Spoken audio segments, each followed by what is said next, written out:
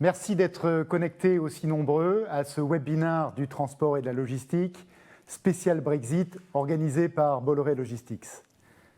Nous y sommes. Après de nombreuses discussions, dans 15 jours, s'achèvera la période de transition et le Royaume-Uni quittera l'Union européenne. C'est un changement d'envergure qui aura un impact sur notre vie quotidienne.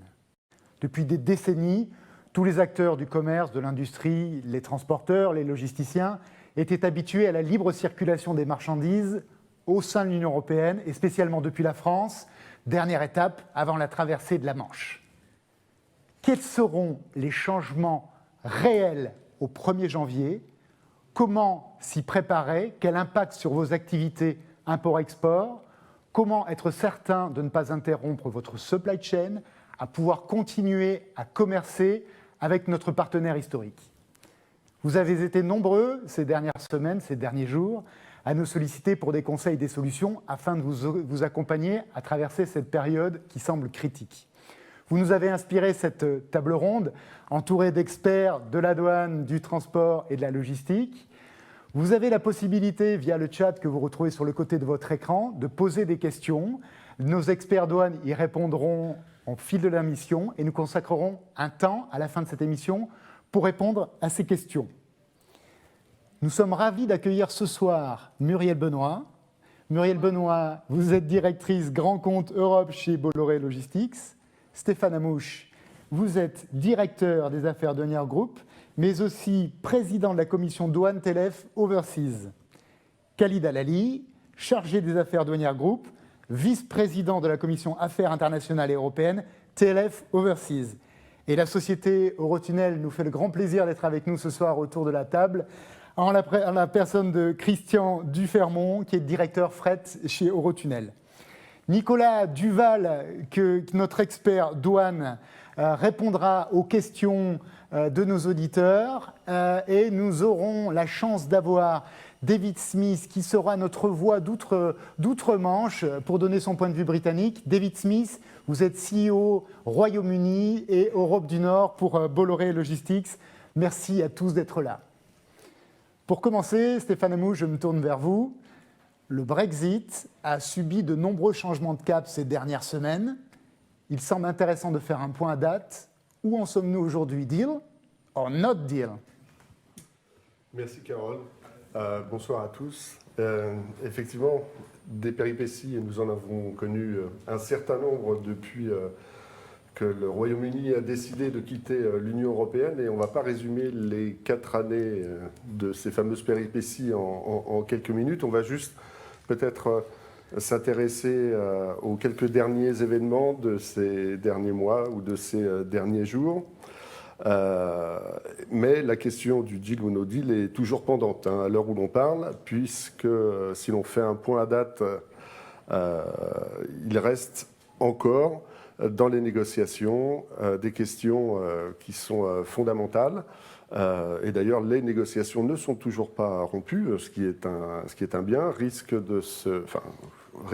on le souhaite, si on arrive au 31 décembre, pardon, avec un no deal, que les négociations se poursuivent au-delà, de façon à in fine, avoir un deal, peut-être. Il y a encore des gros points de blocage, si j'ai bien compris? Oui, essentiellement 3 gros points de blocage. La pêche, dont on entend parler aux actualités tous les jours. Le Royaume-Uni mettrait quelques bateaux de guerre au milieu de la Manche pour protéger ses eaux territoriales. La question de la concurrence, qui est également pendante. L'Union européenne demande des garanties, notamment sur les aides d'État et la concurrence déloyale, ce qui peut quand même s'entendre. Et la question donc de l'organe de règlement des litiges, puisque dans le commerce, il arrive qu'il y ait des litiges et il faut bien pouvoir les régler. Bon, donc, cependant, il y a eu quand même des avancées positives assez majeures ces derniers mois? Oui, ces derniers mois et un petit peu avant. La question de l'Irlande du Nord reste très sensible, bien évidemment, a été en partie réglée, en tout cas dans sa composante globale, à travers l'accord de retrait qui a été signé. Néanmoins, le Royaume-Uni a édicté une loi lui permettant de pouvoir revenir dessus, ce qui a franchement un peu fâché l'Union européenne, mais le Royaume-Uni est revenu donc sur cette loi et je dirais que cette ombre au tableau s'est estompée. D'accord. La Commission européenne a proposé le 10 décembre dernier donc, des mesures d'urgence, notamment donc, sur la pêche, sur la connectivité de l'aviation, la connectivité du transport par route, par rail. Et donc oui, la pêche, mais je l'ai déjà cité, je crois. Très bien. Voilà à peu près où nous en sommes à date. Ok, alors vous m'expliquiez tout à l'heure en coulisses, Stéphane, que finalement, deal ou no deal pour la partie logistique et déclaration, c'était finalement pas un point bloquant. Dans le contexte des formalités douanières et de la chaîne logistique, la supply chain, comme on dit, deal ou no deal n'est pas réellement la question. Au 31 décembre prochain, minuit heure de l'Union européenne, 23 heures heure du Royaume-Uni, il y aura 100% de formalités douanières à effectuer donc, sur les flux de marchandises transmanche. Le fait qu'il y ait un deal permettrait que ces formalités se fassent, je dirais, économiquement de manière intéressante, c'est-à-dire que le deal permettrait, donc l'accord permettrait qu'il n'y ait pas de droits de douane ni de quotas. S'il n'y a pas de deal, comme c'est probable à l'heure où l'on parle, eh bien, il y aura des droits de douane pour l'Union européenne selon les règles de l'OMC, de l'Organisation mondiale du commerce, et pour le Royaume-Uni selon le tarif douanier qui a été publié au mois de mai dernier, qui est accessible sur le site de la douane britannique. Donc c'est bien ça, si on ne trouve pas d'accord, les droits de douane, ce qu'on appelle le TEC, donc les droits de douane forts, seront appliqués de chaque côté de la Manche, comme avec n'importe quel pays tiers à l'Union européenne. Absolument. On peut considérer le Royaume-Uni comme la Chine, les États-Unis ou autres pays tiers avec lesquels l'Union européenne n'a pas d'accord. Parfait, merci pour cet éclairage, Stéphane. David Smith, sujet de Sa Gracieuse Majesté, comment est-ce que ça se passe du côté britannique ? Oui, Carole. Tout d'abord, je suis ravi d'être parmi vous, même si le présentiel a été rendu beaucoup trop compliqué à cause du système de quarantaine toujours en rigueur au UK. Bien évidemment, en tant que pays tiers, j'ai un peu l'impression d'être en minorité au sein de ce webinaire.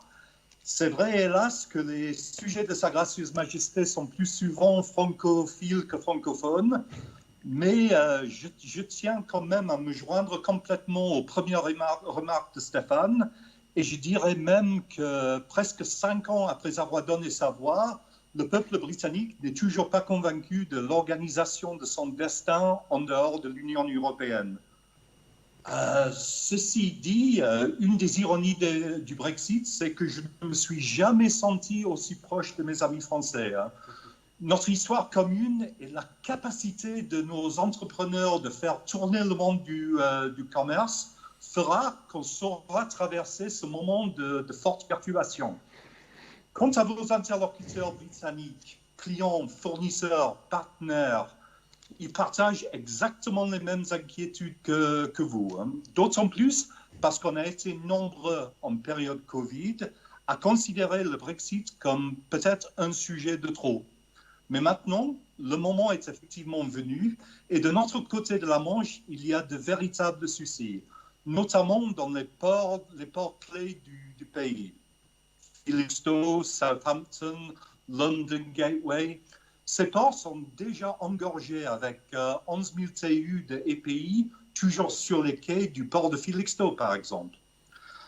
Je reste optimiste et je suis sûr et certain que le compromis est un de nos atouts. Et Stéphane l'a souligné en ce qui concerne les progrès qu'on vient de faire sur la question de la frontière sur l'île de l'Irlande. Peut-être qu'on n'est pas encore arrivé au niveau d'entente cordiale qu'avait envisagé mon Churchill quand il avait dit « Je marche avec vous aujourd'hui sur la même route ». Mais le Brexit ne cassera pas les relations entre nos deux pays, j'en suis sûr. Oui, on n'en doute pas. On sent néanmoins ces dernières semaines que la pression est en train de monter de chaque côté de la Manche, spécialement du côté britannique. D'après ce que nous avons compris, les sociétés britanniques sont en train de monter leur niveau de stock, ce qui entraîne une accélération des flux. On en parlera tout à l'heure avec la société Eurotunnel, mais beaucoup plus de camions se présentent à la frontière pour la traversée de la Manche en ce moment, David. Oui, Carole, effectivement, c'est pas tout à fait la panique, mais c'est peut-être pas loin. Depuis quelques semaines, on sent une montée en puissance des inquiétudes liées à ce début de janvier 2021. La semaine dernière, on avait vu une usine d'automobile qui était en rupture de production. Et même si c'était dû, à mon avis, plutôt au problème portuaire que j'avais évoqué tout à l'heure, et ce n'était pas vraiment un problème Brexit, c'est un peu le signe que les clients britanniques ne pouvant pas avoir confiance en une transition sereine. Le test des systèmes de contrôle en France dernièrement a quand même créé des embouteillages assez impressionnants au UK. Donc les clients cherchent à se protéger. En boostant leur stock, on n'est sûr de rien, mais les autorités britanniques laissent à sous-entendre que le nombre de contrôles physiques des marchandises sera, entre guillemets, raisonnable, et les déclarations identifiées par Stéphane, au moins pour les marchandises non contrôlées, peuvent être différées jusqu'à fin juin. Très bien, merci David. Khalid Alali, je me tourne vers vous. Vous êtes en charge des affaires douanières pour Bolloré Logistics. Nos téléspectateurs ont besoin de savoir, ce sont des entrepreneurs, quels seront les impacts immédiats pour les entreprises au 1er janvier. Alors bonsoir à tous, excusez-moi. Donc, le premier constat, c'est que les règles vont changer nécessairement puisque nous passons de flux intracommunautaires à des opérations d'importation et d'exportation. Donc par définition, les modalités de traversée de la frontière ne seront plus les mêmes à compter du 1er janvier. Sauf décision politique de dernière minute qui ferait que le Brexit soit officiellement repoussé de quelques jours, de quelques semaines, de quelques mois, voire annulé. C'est pas impossible. C'est Noël bientôt. C'est possible. Absolument. Peut-être sa wishlist. D'un point de vue logistique, Khalid, à quoi est-ce qu'il faut s'attendre? Alors, donc effectivement, donc il faut déjà bien avoir à l'esprit que donc, les règles vont changer et que les sociétés qui opèrent actuellement un commerce avec le Royaume-Uni, qu'elles soient en France ou dans l'UE, vont devoir s'adapter à ce changement. Donc effectivement, les principaux impacts sont avant tout logistiques et financiers. Donc sur la partie logistique, je dirais même plus large, organisationnelle, les sociétés vont devoir s'adapter, vont devoir anticiper leurs formalités de dédouanement, puisqu'il ne sera pas possible de dédouaner en frontière. Donc les sociétés devront, grâce à leurs représentants en douane, anticiper le plus possible leur flux à destination du Royaume-Uni et également les flux en provenance du Royaume-Uni. C'est ça qui est assez nouveau, hein, comparé aux frontières historiques de l'Europe d'antan, où on pouvait faire les prestations de douane en frontière. Il faudra anticiper systématiquement. Hein. Absolument. Le fait que le temps de traversée soit si court oblige finalement les sociétés à devoir anticiper leurs formalités de dédouanement et éviter à tout prix, puisque de toute façon elles ne pourront pas, dédouaner en frontière, puisque les frontières ne peuvent être encombrées. Il faut que nous continuions à assurer la fluidité de la traversée. Et donc pour cette raison-là, et comme le disait Stéphane, l'anticipation est le mot-clé. Donc en impact logistique, on va effectivement donc avoir forcément des stop douanes à effectuer lorsque les marchandises ne sont pas dédouanées directement dans les locaux de nos clients, ou au contraire, si les clients sont agréés, ont fait agréer leurs locaux, le dédouanement pourra être effectué directement en sortie de leur entrepôt. Il risque également d'y avoir donc, des contraintes forcément selon la nature des marchandises, puisque des marchandises exportées peuvent faire l'objet de mesures spécifiques que les sociétés vont devoir anticiper avant le 1er janvier et avant même de charger leurs marchandises à bord des moyens de transport. Il va y avoir effectivement le rétablissement de toutes les déclarations de type sécurité-sûreté, en tout cas du côté de l'Union européenne, à compter du 1er janvier pour toutes les marchandises en provenance du Royaume-Uni qui devront donc être déclarées de manière anticipé aux fins de sécurité et sûreté, donc aux fins d'analyse de risque, pour permettre aux douanes françaises de déterminer si oui ou non les containers ou les marchandises ont besoin d'être contrôlés à leur arrivée sur le territoire douanier de l'Union. D'accord. Alors, j'ai entendu Khalid parler d'une spécificité douanière anglaise qui est le Kent Access. Pourriez-vous nous dire ce que c'est? Kent Permit, pardon? Absolument. Donc, dans un souci justement d'éviter que des transporteurs au départ du Royaume-Uni n'arrivent sur les installations portuaires sans que les formalités n'aient été accomplies, le Royaume-Uni a mis en place ce qu'on appelle le Kent Access Permit, le fameux CAP, qui permet en fait de justifier que le transporteur a bien en sa possession les déclarations douane d'exportation ou le titre de transit qui lui permet du coup de justifier que les marchandises ont été dédouanées à l'exportation au départ du Royaume-Uni, mais également pré-dédouanées pour l'importation dans l'Union européenne. Une sorte de pré-filtrage pour être sûr que tout a été fait de manière conforme et éviter d'embouteiller le passage de la Manche, que ce soit en ferry ou en train. Absolument, notamment parce que la région du Kent est stratégique dans le passage frontière et il est impensable de saturer cette région et de laisser passer des transporteurs qui n'auraient pas les formalités douanières déjà réalisées pour ces marchandises. C'est très clair. D'un point de vue financier, les entreprises vont devoir anticiper des dépenses supplémentaires, des risques additionnels? Absolument. Donc, en l'absence d'un accord, effectivement, le Brexit implique le rétablissement des formalités douanières, mais surtout des droits de douane, donc de part et d'autre de la Manche. Comme le disait Stéphane en début de webinaire, les négociations de l'accord, finalement, n'auront pour finalité, d'un point de vue douanier, que l'assujettissement des marchandises à des droits de douane ou non, à des droits de douane réduits ou une exonération totale. Donc effectivement, le premier poste impacté par le Brexit, c'est évidemment les droits et taxes. Et notamment les droits de douane et toutes les taxes, ce qu'on appelle les taxes d'effet équivalent. Le deuxième impact, c'est évidemment les coûts administratifs que les sociétés vont devoir prendre à leur charge, notamment pour financer l'accomplissement de ces formalités douanières. C'est une charge en plus à opérer de leur côté. Absolument, puisque à l'heure actuelle, ces sociétés, dans le cadre de leurs échanges avec le Royaume-Uni, déposent des déclarations d'échange de biens lorsque les marchandises et les flux le requièrent. Demain, il faudra déposer des déclarations en douane et donc financer finalement ce service additionnel qui n'existe pas aujourd'hui dans les échanges intracommunautaires et qui risque effectivement d'impacter la trésorerie des sociétés. Et ce point-là est complètement indépendant des négociations de l'accord qui a lieu en ce moment. D'accord. Merci Khalid. Alors Stéphane, côté autorité douanière, qu'est-ce qui a été mis en place pour l'instant?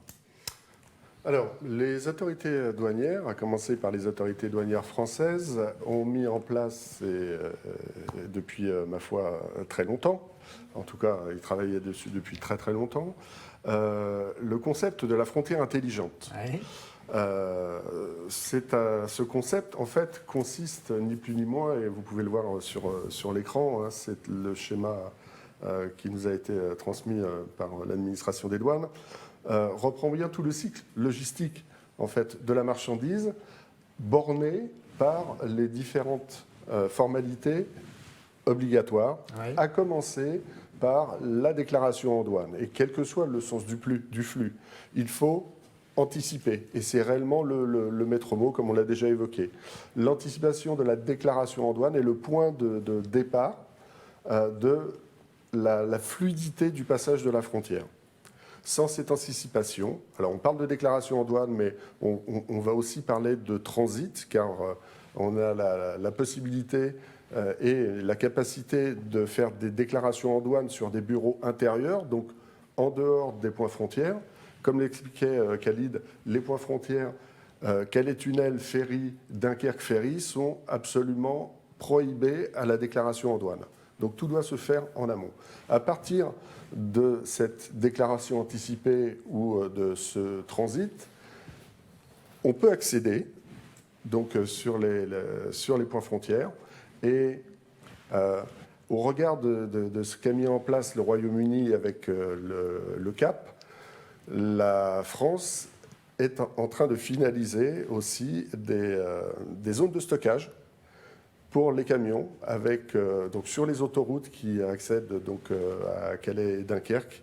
Et les transporteurs qui n'auront pas fait leur formalité seront stockés sur l'autoroute, voire des détours sont organisés pour que, par exemple, ceux qui arrivent de la Belgique, et il y a beaucoup de transporteurs qui arrivent par la Belgique, ne viennent pas engorger les sites de Dunkerque. Ils seront obligés de faire un détour, vraisemblablement par Amiens, ce qui est très large. Très bien, donc même principe, ce préfiltrage. Oui. De toute manière, l'optique, c'est de ne pas embouteiller le passage Exactement. de la Manche, absolument, donc avec des contrôles en amont. Exactement. Très bien. Exactement. Les différentes étapes donc, de la frontière intelligente, donc une fois que les formalités douanières sont faites par anticipation, c'est l'appairage. Lorsque l'on arrive sur le site, c'est-à-dire on reconnaît le moyen de transport avec les marchandises qu'il transporte et les déclarations qui sont faites pour ces marchandises. L'immigration, dont on n'a pas encore parlé, mais qui va obligatoirement se renforcer. Le Royaume-Uni gardant sa pleine souveraineté sous ces aspects-là. À terme, il faudra déjà que les ressortissants de l'Union européenne montrent leur passeport pour aller en Grande-Bretagne, alors qu'aujourd'hui une simple carte d'identité suffit, voire pour certains ressortissants d'autres pays, il faudra qu'ils aient des visas. Donc ces formalités-là se feront en même temps, donc avec l'accès donc, sur les zones portuaires ou sur les zones de tunnels, d'Eurotunnel. Très bien, le schéma est très clair, en tout cas. Voilà. Le dernier point, le Royaume-Uni a mis en place ce que l'on appelle la Smart Border, donc la frontière intelligente, mais côté Royaume-Uni. C'est grosso modo le pendant de la frontière intelligente française. Ces deux outils ne se parlent pas. Oui. Les seuls qui parlent à ces deux outils, ce sont Eurotunnel, ce sont les compagnies de ferry, qui sont les seuls à pouvoir faire le lien entre ces deux outils. D'accord. Et tout l'intérêt, c'est que lorsque les marchandises et les camions auront embarqué sur les moyens de transport, rentreront donc sur le train, enfin dans un ferry ou monteront sur le train, les déclarations se valideront automatiquement à travers donc, ces deux frontières intelligentes. Voilà, je pense que c'est essentiellement ce qu'il faut retenir de ce schéma, nonobstant les contrôles qu'il peut y avoir. Et donc, s'il n'y a pas de contrôle, les marchandises et les transporteurs pourront sortir par la file verte. S'il y a un contrôle, que ce soit un contrôle douanier ou un contrôle SPS, sanitaire et phytosanitaire, merci beaucoup, il passera en file orange où les contrôles pourront être exercés donc, par les autorités. C'est très clair. Merci Stéphane, j'ai tout compris. David, côté britannique, je crois qu'on est quand même très aligné avec ces procédures. Oui, Carole, globalement, oui. Et quelque part, je trouve qu'un certain alignement est rassurant pour l'avenir. Même si, comme le dit Stéphane, les deux systèmes, le Smart Border et la frontière intelligente, même s'ils ne se parlent pas couramment, je suis prêt à céder que le modèle anglais a été légèrement inspiré par la version française. Le mot-clé, on le répète, c'est l'anticipation. Ces opérations ne sont pas improvisées. Très bien. Merci David. Alors, parlons maintenant de ce fameux lien entre les deux parties, les deux pays qui sont maintenant séparés. Donc, bonsoir, Monsieur Dufermont. Je rappelle que vous êtes directeur du transport chez Eurotunnel. Vous êtes un acteur clé dans ce passage vers la Manche, à travers la Manche en tout cas, on l'a bien vu. Vous avez été en première ligne des préparations pré- et post-Brexit. Alors, est-ce que vous pourriez nous décrire déjà quel service assure Eurotunnel et puis comment vous êtes préparé à ce Brexit depuis des années? Merci Carole, bonsoir à tous. Donc, Eurotunnel, c'est la société concessionnaire lien fixe transmanche, concession qui a été accordée par le gouvernement français et britannique en 1986 pour une durée de 100 ans. Société totalement sur fonds privés, 100% privé, binationale. Et cette société gère à la fois le tunnel sous la Manche lui-même, mais aussi le terminal de Coquelles en France, le terminal de Folkestone en Grande-Bretagne, ainsi que des trains dédiés qui fonctionnent en boucle entre ces deux terminaux par le tunnel sous la Manche, qu'on appelle des navettes.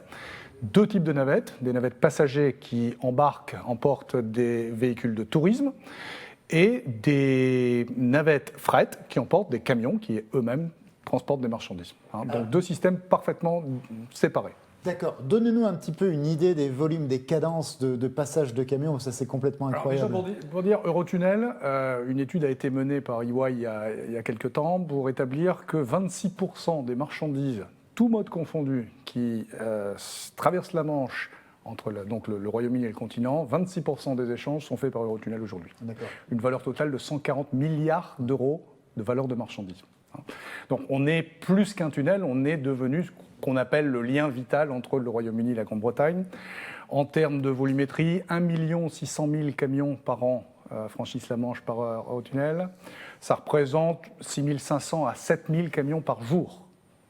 Chaque terminal, avec un service de navette qui monte jusqu'à 7 départs par heure et par direction, donc quelque chose avec une fréquence inégalée sur le marché transmanche. On arrive à emporter, donc chacun de ces trains peut accueillir 32 camions, et donc on arrive à faire passer plus de 200 camions par terminal et par heure. Donc vous voyez un peu la volumétrie que ça représente. Des volumes considérables. Alors on comprend bien l'importance d'Eurotunnel dans ce transport physique, mais aussi dans ce lien douanier entre les deux côtés de la Manche. Un service très rapide, 35 minutes de quai à quai pour les trains, proprement dit. Bon, bien entendu, il y a les contrôles des camions, les temps d'embarquement, de débarquement. En tout, 1h30 à 2 heures pour faire le trajet d'autoroute à autoroute et franchir la Manche. Il faut savoir aussi, par tous les temps, 7 jours sur 7, 24 heures sur 24, on n'arrête jamais, c'est quelque chose qui tourne. Et d'ailleurs, même la nuit du 31 décembre, les trains vont continuer à tourner comme aujourd'hui. Vous transportez absolument tous les types de marchandises. Surtout, tout type de marchandises. On a quand même vocation, par la rapidité du service, à accueillir surtout des marchandises qu'on appelle des marchandises time sensitive. Donc là, on va retrouver les grands secteurs, les grands segments d'activité time sensitive, le courrier postal, l'express, la messagerie, l'e-commerce, tout ce qui est le commerce en ligne, les produits frais, les produits périssables, bien sûr, mais aussi les pièces détachées automobiles, toute l'industrie juste à temps automobile derrière, mais aussi du groupage. Il y a en gros toutes les marchandises, mais surtout celles qui ont des impératifs de livraison et qui ont besoin de cette rapidité qu'offre Eurotunnel. Je crois que vous êtes impliqué aussi dans une actualité de saison, puisque vous avez transporté les premiers vaccins. Voilà, oui, donc on parlait tout à l'heure, donc d'abord, aussi du stockage massif qu'on connaît aujourd'hui, qui nous apporte beaucoup d'activités. Mais vous avez raison, Carole, on a transporté il y a quelques semaines maintenant le premier camion qui a apporté les vaccins Pfizer au Royaume-Uni. Donc ce sont des marchandises urgentes qui doivent arriver rapidement de l'autre côté. Et donc ces flux de vaccins passent par Eurotunnel. Mais on pourrait tout aussi bien parler du saumon que vous allez manger à Noël, qui vient par exemple d'Écosse. On peut parler de tous les cadeaux qu'il y aura à pied du sapin qui seront peut-être passés dans le cadre de l'e-commerce par le tunnel sous la Manche, les produits de la mer.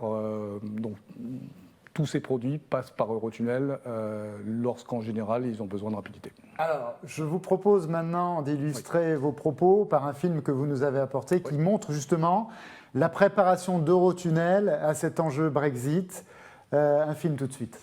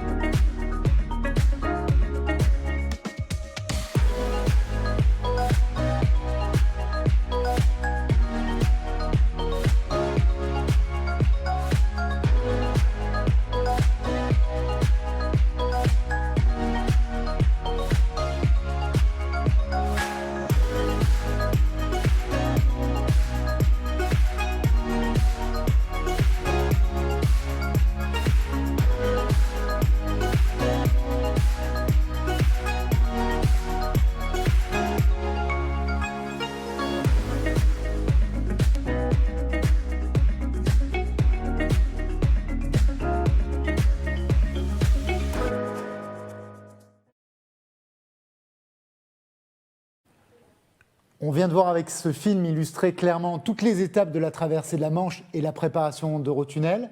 Est-ce que vous pouvez nous en dire un petit peu plus sur cette préparation justement? Oui, alors ça fait plus de 4 ans maintenant qu'on se prépare à ces formalités qui vont arriver le 1er janvier.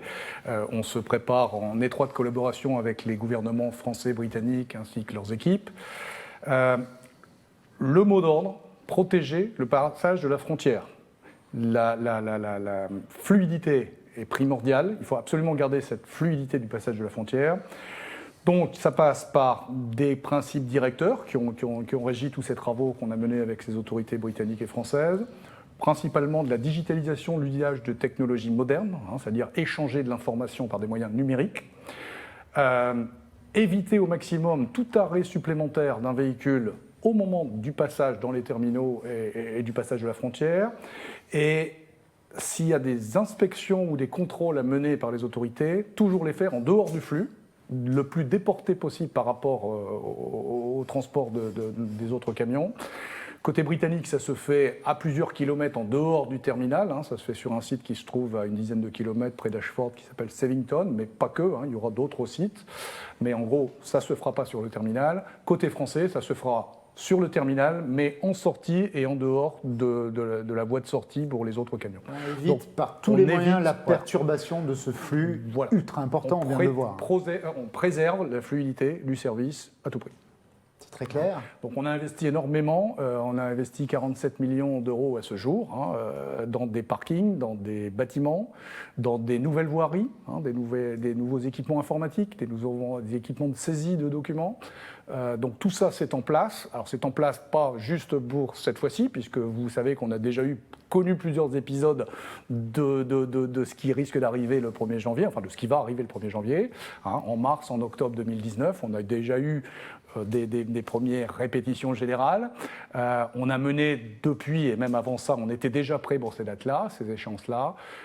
On a mené des marches à blanc, des tests de façon régulière avec les autorités pour tester la chaîne de bout en bout, tous les équipements, pour s'assurer que tout fonctionnera bien le 1er janvier. Parfait, bon, c'est rassurant. Oui, j'espère. Vous allez trouver sur le côté de votre écran l'accès à un sondage où nous allons vous demander quel est votre potentiel de fret aérien en expédition urgente pour dimensionner les ponts aériens que nous mettons en place vers le Royaume-Uni. Donc si vous avez l'occasion de les remplir, ça nous permettra d'avoir plus de visibilité. Merci. Je me tourne vers vous, Khalid. Alors, côté Bolloré Logistics, prestataire douane, comment est-ce qu'on s'est préparé justement à cette hausse du nombre de douanes à traiter? Alors, l'anticipation n'était pas que du côté des opérateurs et des entreprises. Elle a nécessairement impacté notre propre organisation interne, puisqu'il faut relever le challenge du Brexit, être au rendez-vous de la demande de nos clients, et donc nécessairement nous mettre en ordre de bataille pour répondre à ces demandes et assurer la fluidité des marchandises. Donc, à ce titre, on a dû s'organiser en interne afin de pouvoir répondre à ces challenges. Et on a la chance, effectivement, d'avoir un maillage, je dirais, d'agences Bolloré, tant sur le territoire français, européen que britannique, qui nous permet, du coup, de répondre à ces challenges. Et nous avons également mis en place les outils informatiques nécessaires au partage, finalement, de données entre les agences européennes, Bolloré, et les agences du Royaume-Uni. C'est ça, c'est ce que vous m'expliquiez. En fait, une déclaration de douane export va générer automatiquement la déclaration de douane import de l'autre côté de la Manche. Absolument. Les informations en fait, qui seront utilisées pour préparer les déclarations douane d'exportation, donc depuis la France et plus largement même au départ de l'Union européenne, seront, lorsque Bolloré est en charge des formalités de part et d'autre de la Manche, d'alimenter finalement cette fameuse prédéclaration d'importation au Royaume-Uni dont on entend tant parler, de sorte à finalement réduire le temps de traitement des déclarations et accélérer le plus possible ces formalités de dédouanement et la main levée des marchandises. Oui, c'est très intéressant. Donc maintenant, nous sommes plus clairs sur l'environnement global de ce Brexit Alors on le rappelle, qui a déjà commencé il y a 1 an, hein, mais qui sera en application physique au 1er janvier. Maintenant, il faut qu'on arrive à savoir quels seront les impacts sur la supply chain des clients. Je me tourne vers vous, Muriel Benoît. Donc vous êtes directrice des grands comptes Europe chez Bolloré Logistics. Alors, vous me parliez de 3 conséquences fortes sur l'activité des clients. Oui, comme l'a dit Khalid, effectivement, on était dans un contexte d'échange intracommunautaire et on va passer sur un processus d'importation et d'exportation. Et forcément, donc, ça va complexifier la supply chain, comme on l'a dans les transports internationaux. Et on a identifié 3 impacts disruptifs pour la supply chain qui sont les délais, les coûts et les organisations. Donc les délais, et on en a parlé, c'est l'allongement des délais effectivement, qui aura forcément des conséquences sur les délais d'approvisionnement, sur les délais de livraison. Et nous, afin de réduire au maximum ces délais, Bolloré, donc, en tant que commissionnaire de transport, propose à ses clients des schémas douaniers qui collent le plus possible au flux physique. Et ça, c'est important. Notre objectif pour nous, c'est de maîtriser de bout en bout donc, le processus douanier en coordonnant, en anticipant également les douanes des 2 côtés de la Manche. Ça se passe par un dossier unique, on en a parlé, et ça se passe aussi par une digitalisation totale. Alors je crois que vous avez fait des tests sur le temps ajouté physique au passage du camion avant la frontière, qui est d'à peu près 4 minutes, je crois. Oui, alors effectivement, donc, il y a plusieurs facteurs qui impactent en fait les délais. Il y a effectivement la congestion que l'on va trouver sur les ports et particulièrement à Calais, hein, donc, qui est un port très, très congestionné en ce moment. Et ça varie en fonction des processus douaniers que vont choisir les clients pour ces opérations. Donc c'est pour cela que nous, on préconise des solutions alternatives donc, sur les ports, et on les verra tout à l'heure, et aussi des plans de transport, on parlait de l'aérien, et on a fait donc effectivement ces tests avec la frontière intelligente. Donc on a été pilote Bolloré sur ces marches à blanc, comme vous disiez. Hein. Donc et on a été pilote et on a évalué donc le coût d'appairage, enfin le délai d'appairage, on va dire, des camions à environ 4 minutes. Mais pour rejoindre un peu, très court, ça, 4 minutes. C'est court. Et si on parle de Eurotunnel, c'est un temps qui va se faire en temps masqué, puisque finalement les camions doivent quand même s'arrêter.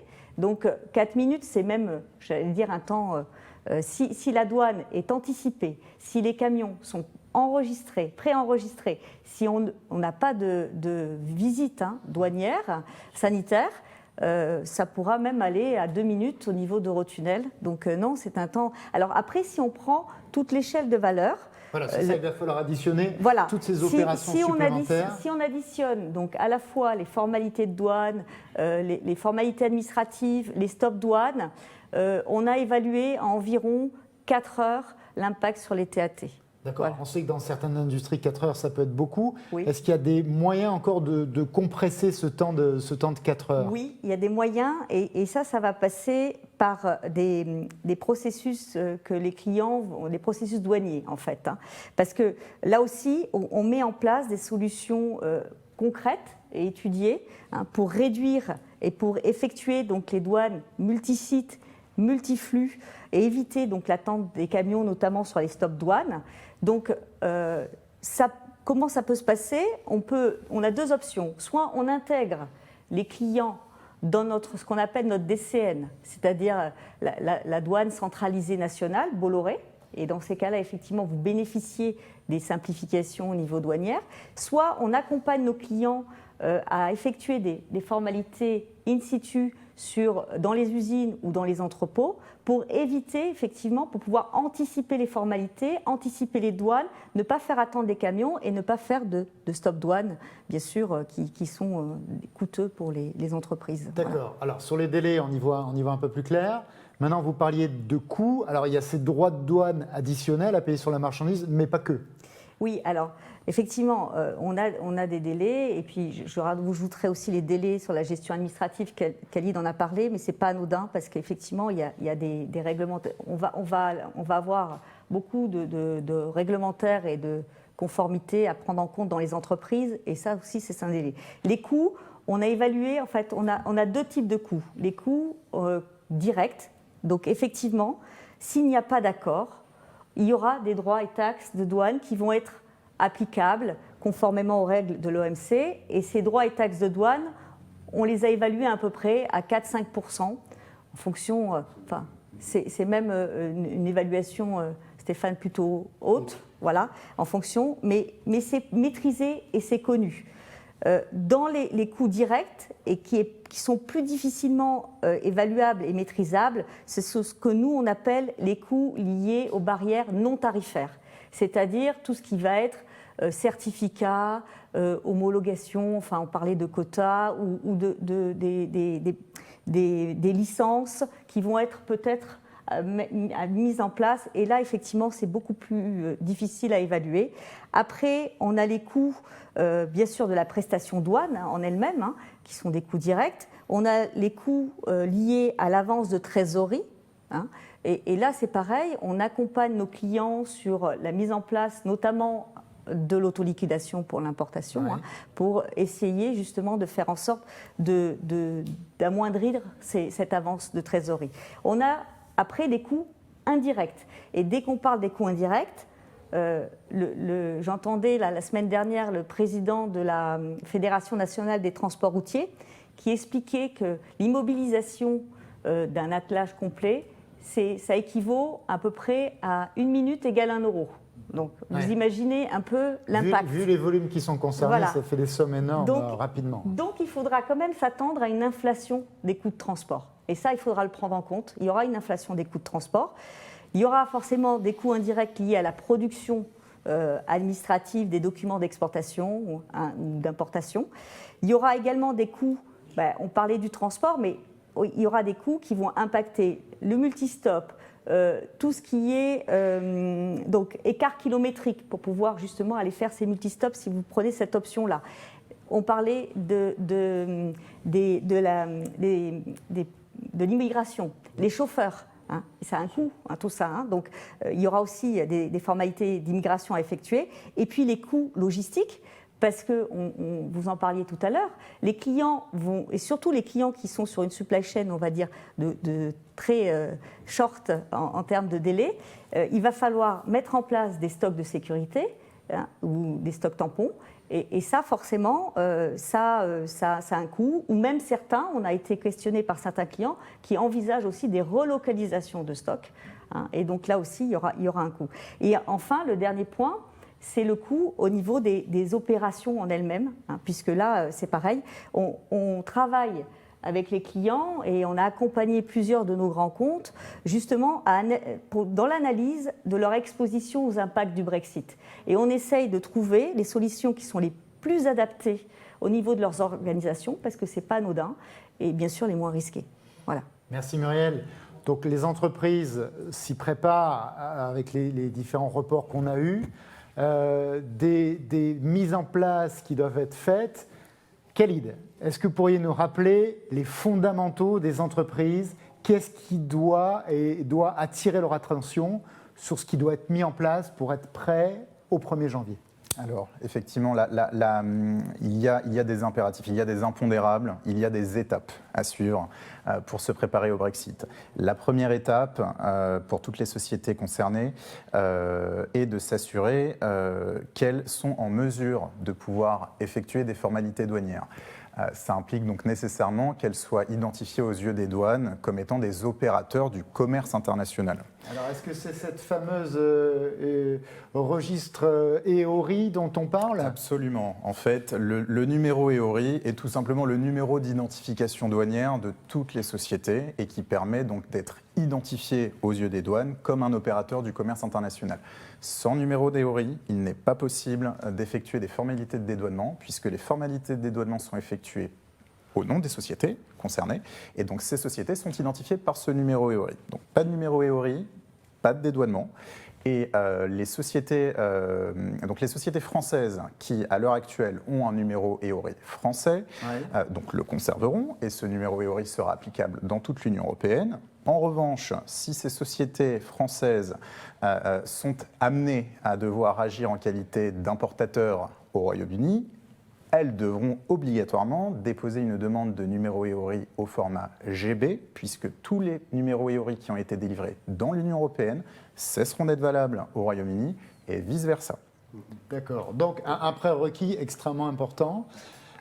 On parlait aussi des impacts contractuels, donc je crois qu'il faut faire extrêmement attention aux incoterms sur les contrats qui sont en cours. Absolument. La plupart des sociétés qui opèrent un commerce avec donc les sociétés européennes qui opèrent un commerce avec des sociétés au Royaume-Uni ont nécessairement déterminé les obligations de chacune des parties. Donc ce sont effectivement les règles incoterms, donc les International Commercial Terms d'ICC, donc de la Chambre de commerce internationale, qui viennent finalement préciser les obligations, les devoirs de chacune des parties, de l'acheteur et du vendeur. Une mauvaise politique d'incoterm est assurément de nature à complexifier davantage les formalités des dédouanements et donc par extension la traversée de la Manche, avec deux incoterms qu'on ne peut que déconseiller. Voilà, ça, votre conseil avisé, absolument. Donc, à éviter absolument quels incoterms? Alors, les deux incoterms à éviter impérativement, et dans la mesure du possible évidemment, à l'international, sont l'Ex-Works et le DDP, qui font peser l'exclusivité des responsabilités sur l'une ou l'autre des parties.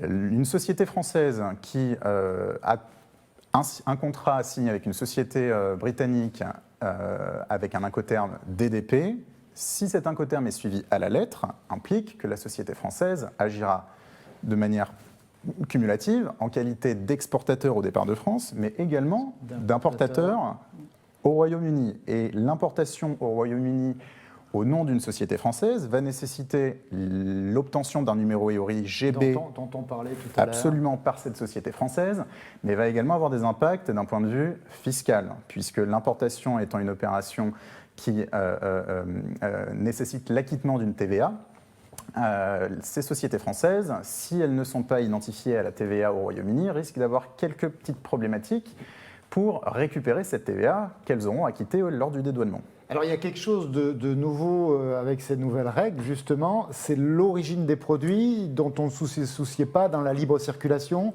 Ça donc, il faudra y être extrêmement vigilant. Absolument, c'est l'un des piliers de la douane, il y en a 3. Donc l'origine est extrêmement impactante puisqu'elle peut déterminer le traitement tarifaire des marchandises.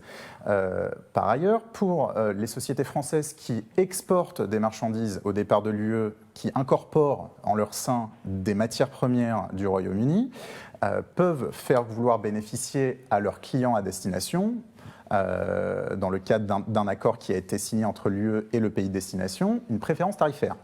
Or, cette préférence tarifaire, elle est basée sur l'origine préférentielle du produit, qui s'apprécie au regard donc, de la nature du produit, des intrants qui sont utilisés pour la fabrication de ce produit et du respect de la règle d'origine applicable selon le code douanier de la marchandise. Donc effectivement, une marchandise qui, à l'heure actuelle, se prévaut d'une origine préférentielle UE, cette origine préférentielle peut être remise en cause à compter du 1er janvier dans l'éventualité où dans le produit sont incorporées des matières premières d'origine britannique qui ne seront plus considérées comme originaires de l'UE et pourront donc faire basculer l'origine préférentielle en origine classique. D'ailleurs, si je puis me permettre, l'administration des douanes françaises vient de rappeler ces règles au regard du Brexit dans une note aux opérateurs qui a été éditée cette semaine ou fin de semaine dernière. C'est dire que c'est vraiment un élément très très important à prendre en compte et ça peut remettre en question pas mal de flux économiques de nos clients au regard de ces règles d'origine. Très bien. Alors Khalid, concrètement, comment est-ce qu'on constitue un dossier douane? De quels éléments les entreprises auront besoin? Alors, avant de constituer le dossier de dédouanement, il convient de sécuriser 3 aspects. Donc, on en a parlé. Le premier aspect est l'origine. Le deuxième pilier de la douane, comme on l'appelle, c'est ce qu'on appelle l'espèce tarifaire. Donc l'espèce tarifaire, c'est la dénomination du produit dans le tarif douanier. Donc une marchandise, toute marchandise, a une codification douanière. Donc au départ de l'UE, cette codification est exprimée par 10 digits. Et donc ce code douanier est extrêmement important puisqu'il va déterminer la politique tarifaire, donc les droits de douane applicables à la marchandise, mais va également déterminer les politiques de mesure, les mesures de politique commerciale. C'est mieux dans le bon sens. Je donne un exemple, un produit qui est classé donc, à une position, donc cette position tarifaire va déterminer donc, les droits de douane, le taux de TVA et les éventuelles prohibitions qui peuvent frapper la marchandise. Donc une erreur dans le code douanier peut aboutir à une fausse déclaration finalement à la douane et à une non-présentation de documents qui sont pourtant requis pour les marchandises qui se classent à la position tarifaire en question. Donc ce point-là est extrêmement important. Le dernier pilier de la douane, c'est la valeur. Bon, la valeur, c'est le nerf de la guerre, puisque la valeur constitue l'assiette de taxation aux droits et taxes, et donc une valeur qui n'est pas maîtrisée risque d'engendrer un manque à gagner pour l'administration. Et ce point-là est d'autant plus important lorsque les sociétés qui commercent sont parties à un même groupe. Donc là, on entend par exemple des marchandises qui seraient vendues par une filiale à une autre filiale. Et ces filiales qui souhaiteraient utiliser ce fameux prix de transfert, cette valeur qui est facturée entre elles, comme base de taxation aux droits de douane.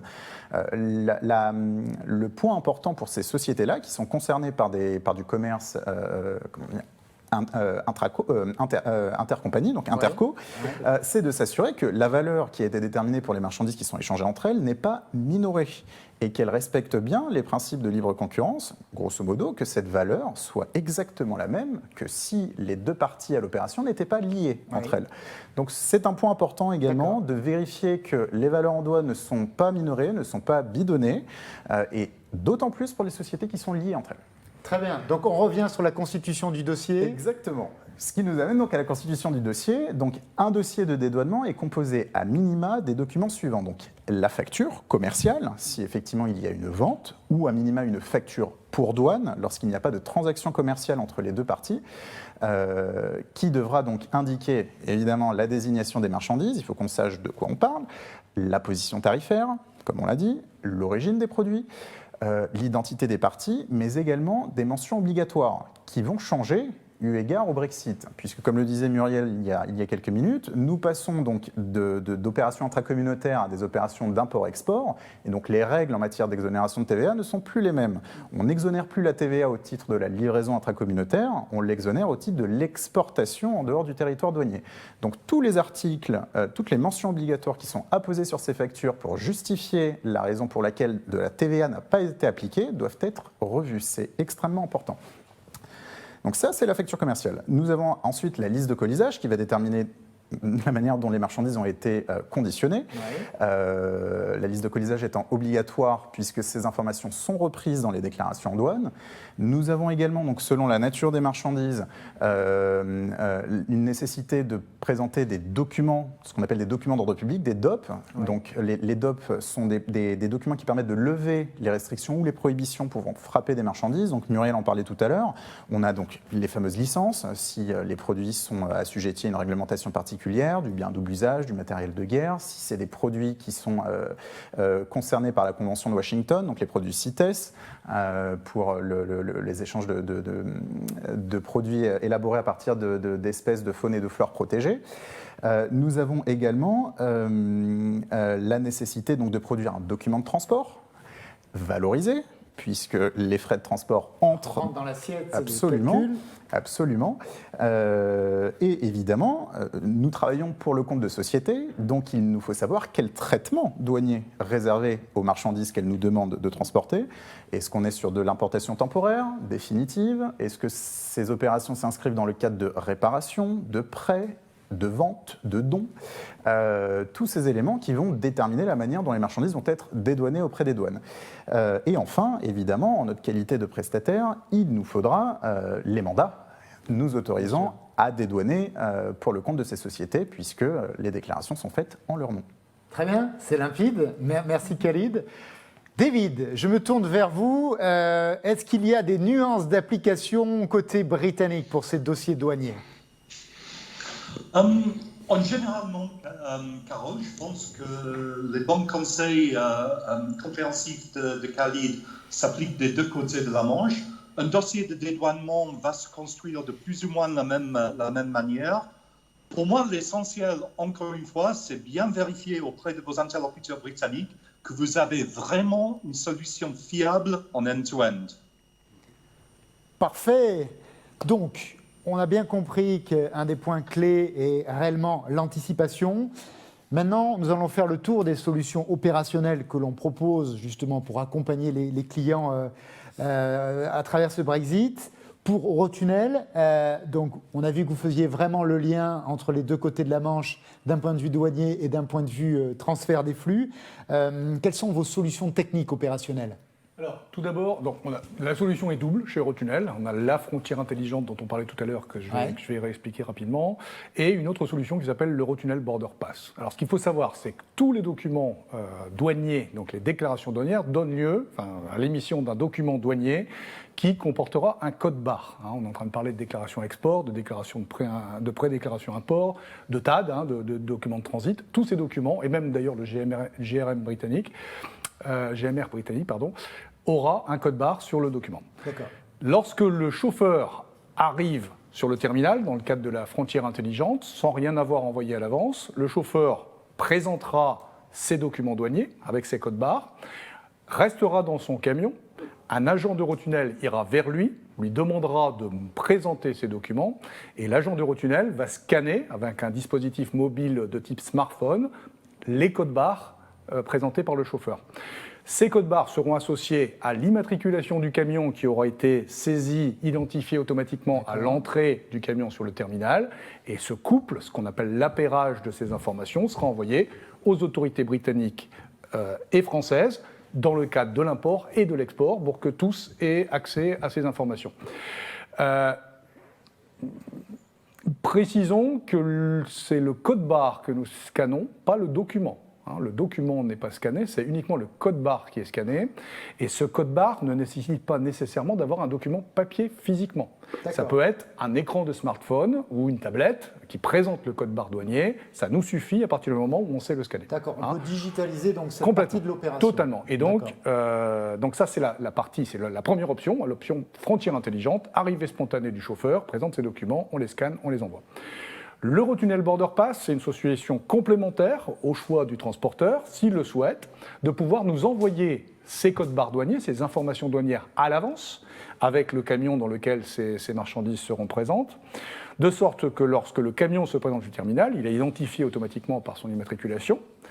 Là, pour le coup, plus besoin pour le chauffeur de montrer des documents, puisqu'on aura les informations déjà dans notre système, on aura tout. Plus besoin pour l'agent Eurotunnel de scanner ces documents, et donc un passage beaucoup plus rapide, sûr aussi, parce qu'il n'y a pas de manipulation de documents. Ça veut dire aussi que le transporteur peut profiter du voyage du chauffeur vers le terminal d'Eurotunnel jusqu'à 30 minutes avant l'arrivée du camion sur le terminal. Ce border pass peut être créé, donc l'information envoyée peut être modifiée jusqu'à 30 minutes avant l'arrivée sur le terminal.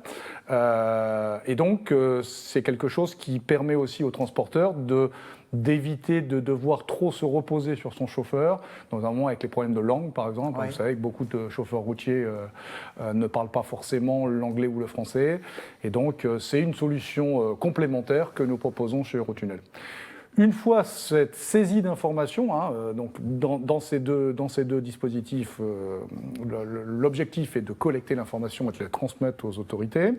Nous sommes le messager des autorités, c'est-à-dire que nous ne sommes pas là pour vérifier la validité des codes douaniers ou des informations douanières qui nous sont montrées ou envoyées. Par contre, on aura, par moment, quand le chauffeur nous indiquera qu'il a de la marchandise à bord mais qu'il n'a pas de document douanier à nous présenter, effectivement, il ne sera pas accepté pour le transport. Pour le reste du voyage chez Eurotunnel, rien ne change. C'est-à-dire que le camion embarque dans le train, voyage, sortent de l'autre côté. Côté britannique, le camion sort librement comme aujourd'hui. Il n'y a pas d'arrêt supplémentaire en sortie de train. Il sort directement sur l'autoroute et parfois il devra se rendre à la demande des autorités britanniques pour une inspection ou un contrôle documentaire ou physique sur un site déporté, comme j'ai dit tout à l'heure, peut-être à Savington, à une dizaine de kilomètres, ou à tout autre lieu que les autorités lui indiqueront. Côté français, c'est un peu différent. Lorsque le chauffeur à traverser arrive sur le terminal français, à la sortie de la navette, il y a une voie unique qui lui permet de quitter le terminal d'Eurotunnel. Dans cette voie unique, des panneaux numériques vont lui indiquer son immatriculation et son statut douanier, vert ou orange, encore une fois la frontière intelligente. Statut vert, le chauffeur quittera le terminal, se rendra sur l'autoroute directement comme aujourd'hui. S'il est en orange, c'est-à-dire que si les autorités ont choisi de l'inspecter, il devra prendre une voie dédiée à cet effet, séparée de la voie verte, qui l'amènera au centre douane CIVEP. C'est un site avec un parking et un bâtiment qui a été créé à cet effet et qui est entre les mains des autorités donc, douanières françaises et le CIVEP, donc le service d'inspection vétérinaire et phytosanitaire du ministère de l'Agriculture français, qui seront donc, ces deux administrations sont toutes les deux présentes dans ce bâtiment et effectueront les contrôles qu'ils souhaiteront accomplir auprès de ces camions. Une fois que ces contrôles sont accomplis, le camion sortira librement sur l'autoroute comme pour les autres camions. Parfait, on y voit beaucoup plus clair. C'est quelque chose qui devrait permettre, qui a été conçu et établi pour permettre la fluidité, la maximale pour les flux qui passent par Eurotunnel. Parfait. On va devoir gérer un flux massif de déclarations. Alors, côté prestation douane, comment est-ce que ça s'est organisé, Khalid ? Dès l'annonce de la volonté du peuple britannique de sortir de l'Union européenne, évidemment, nous avons dû anticiper toutes les conséquences, qu'elles soient douanières ou purement organisationnelles, qui découleraient directement de cette décision. Donc à ce titre, une task force Brexit a été créée au sein de l'organisation Bolloré Logistics afin d'évaluer sur la base des éléments dont on avait connaissance à ce moment-là l'impact organisationnel, douanier, mais également au niveau de la supply chain, puisque cette task force Brexit n'est pas uniquement composée d'experts douane, mais elle est également composée d'experts de la logistique, du transport et plus largement de la supply chain. Donc ce point-là a été une décision absolument essentielle pour qu'on puisse assurer finalement cette réponse nécessaire à la prise de décision, à l'organisation de Bolloré Logistics. Alors, il y a un point qui est extrêmement important et on le voit, et d'ailleurs c'est le but de ce webinaire, énormément de questions des clients, on me fait signe qu'on en reçoit énormément, donc nous y répondrons un maximum à la fin de l'émission.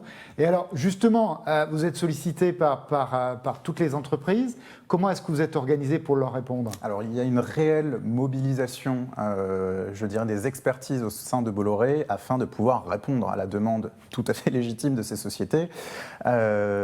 Donc cette mobilisation, c'est, je dirais, organisée autour de plusieurs pôles. Donc il y a une création déjà d'une direction des ventes centrales douane sous le parrainage de Muriel, afin d'apporter une réponse commerciale à toutes les demandes de nos clients, avec évidemment une spécificité douane, puisque le Brexit sonne avant tout comme étant une, je dirais, révolution douanière, même si on a quand même à cœur de rappeler que le volet douanier n'est pas le seul impact, je dirais, pour les sociétés. Donc ça a été la réponse qui a été faite d'un point de vue, je dirais, commercial, de sorte à assurer que les demandes de nos clients soient accueillies avec la plus grande finalement diligence et rapidité et avec l'expertise nécessaire. A été ensuite créée, je dirais, une task force purement douanière, donc dans laquelle font partie donc des experts du dédouanement tant en France que dans l'Union européenne. Avec ça demande une grande coordination parce que vous avez un grand réseau mondial, un grand réseau européen, et ensuite il faut réussir à coordonner justement toutes ces actions de chaque côté. Absolument, c'était là tout le challenge finalement, c'est de faire parler des organisations différentes, de faire parler des modes de travail différents, et donc à ce titre a été créée une fonction de coordination Brexit Europe sous le parrainage de la Direction Générale de Bolloré Logistics, donc avec la désignation d'une personne référente en charge finalement d'assurer l'avancée de la préparation de chacun des pays de l'UE dans lesquels Bolloré est implanté et dans lesquels Bolloré propose des services de transport, de dédouanement et de logistique,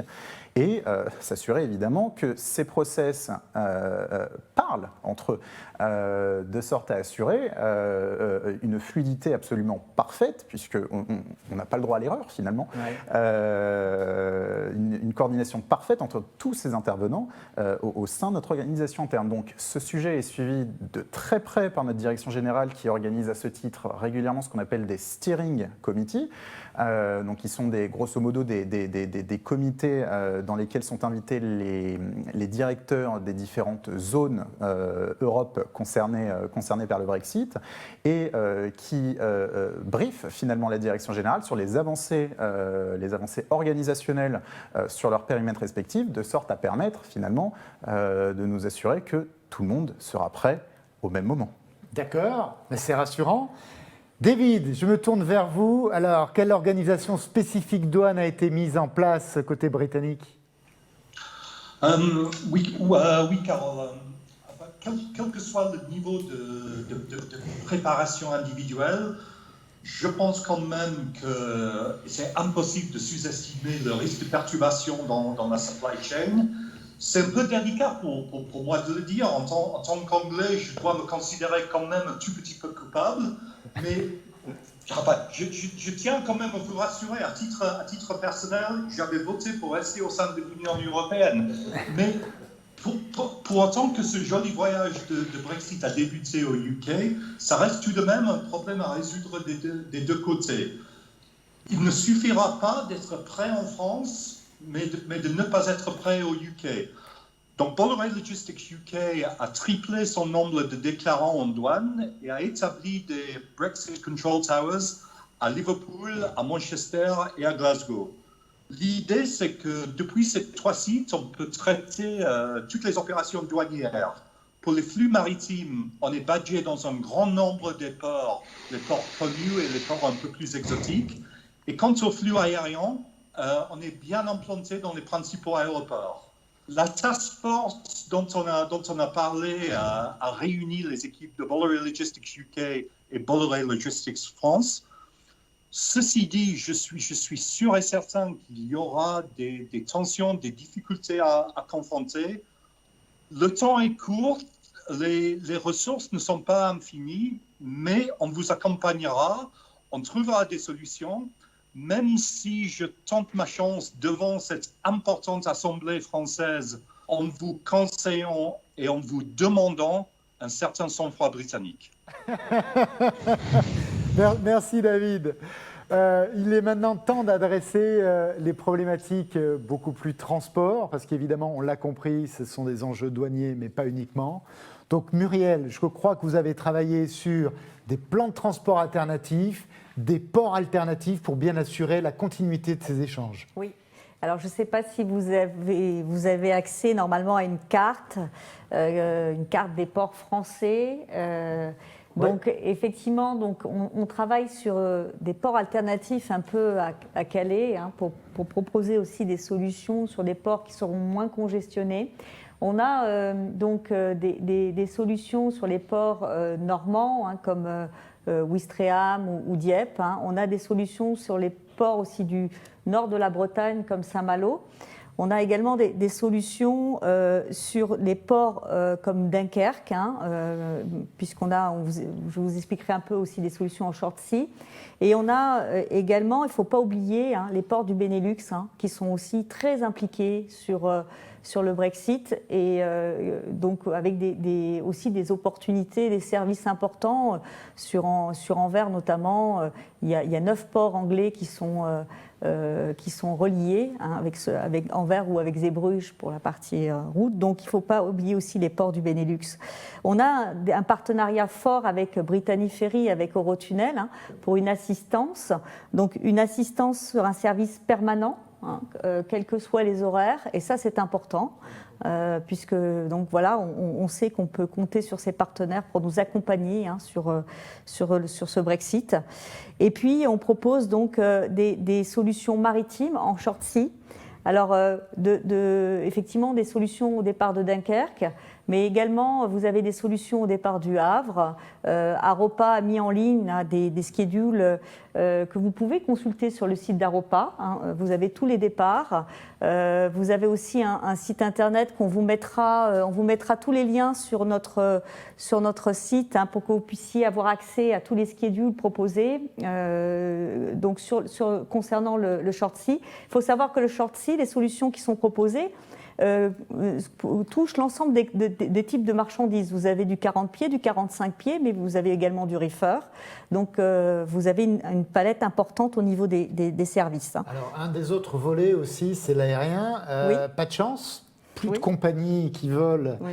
avec Sur les lignes les régulières, problématiques du Covid, donc très très peu de capacité d'emport. Je crois que 70% des marchandises sont transportées dans des avions passagers, donc c'est un vrai problème. Mais je crois que vous avez travaillé sur de la mise en place de ponts aériens. Oui, alors oui, on a effectivement travaillé sur la mise en place de ponts aériens au départ du Bourget, donc sur Stansted. Et ça, c'est important. Et vous avez vu le sondage, vous avez dû avoir accès au sondage. C'est important pour nous de connaître aussi vos besoins pour adapter ces ponts aériens, pour savoir si on va toucher peut-être d'autres aéroports moins congestionnés aussi.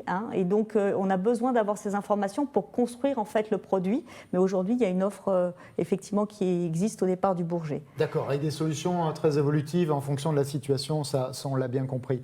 On parlait de la logistique tout à l'heure, donc Oui. vous reparliez de supply chain design, de repositionnement de stock. Quelle est l'implication côté logistique? Oui, alors côté logistique, Bolloré, nous avons un maillage très important en France, de plus de 60 agences, ce qui nous permet d'offrir un réseau d'entrepôts douaniers, donc d'entrepôts douaniers sur tout le territoire, des entrepôts qui peuvent se situer directement sur les ports ou les aéroports, mais aussi des entrepôts que vous pouvez avoir à l'intérieur en France, où nous pouvons donc offrir des prestations douanières. Ça vous donne la possibilité de faire rentrer des marchandises qui ne seront pas hors communauté européenne et de ne pas acquitter les droits et taxes de douane sur ces entrepôts. Et on peut également y associer des prestations à valeur ajoutée. Le maillage aussi nous permet d'avoir un réseau qui va vous permettre, qui va vous offrir aussi la possibilité d'avoir plusieurs agences pour faire vos multistops. Si vous choisissez cette option-là, on peut faire des multistops sur pas mal d'agences en France, et ça c'est aussi important. Donc voilà, en fait, moi je rebondis sur ce que disait David, qui est très important, parce que on sait, et aujourd'hui c'est vraiment certain, que les acteurs qui vont qui seront maîtrisés au mieux et de manière rapide les évolutions et les nouvelles donnes du transport transmanche vont tirer leur épingle du jeu. Ceux qui n'auront pas fait de plan de contingence, qui n'auront pas une supply chain résiliente, vont eux devoir subir les coûts de ce Brexit. Et c'est pour ça, et j'espère que cette table ronde vous a permis de comprendre un peu aussi les opportunités que Bolloré peut vous apporter dans cette expertise que l'on a sur aujourd'hui comment approcher le Brexit et les solutions pour vous permettre de rendre votre supply chain beaucoup plus agile et flexible.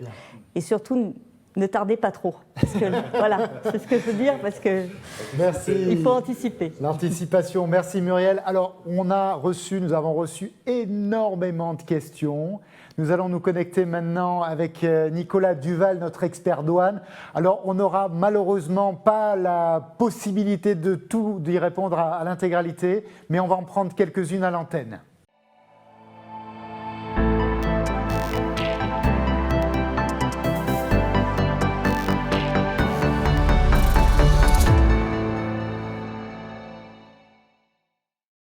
Nicolas, c'est à vous. Donc, vous avez sélectionné quelques questions pour pouvoir répondre aux entreprises qui sont connectées avec vous. Vous avez la parole, Nicolas.